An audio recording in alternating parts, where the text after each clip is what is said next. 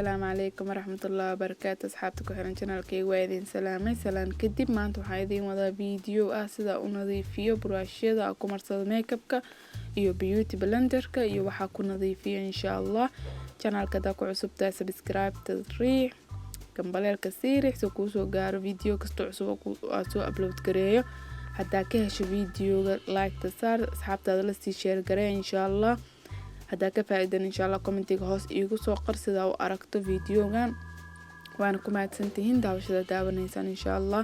waa kuwaan saa u jeedaan brushadii beauty blenderkii aad u wasakh badan waxa ku dhaqo iyo sida u nadiifiyo anaan ugu tusi doono insha Allah ka faa'iideysi wanaagsan.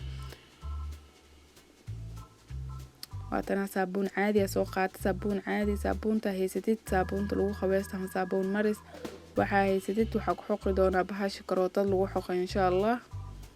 ila socdo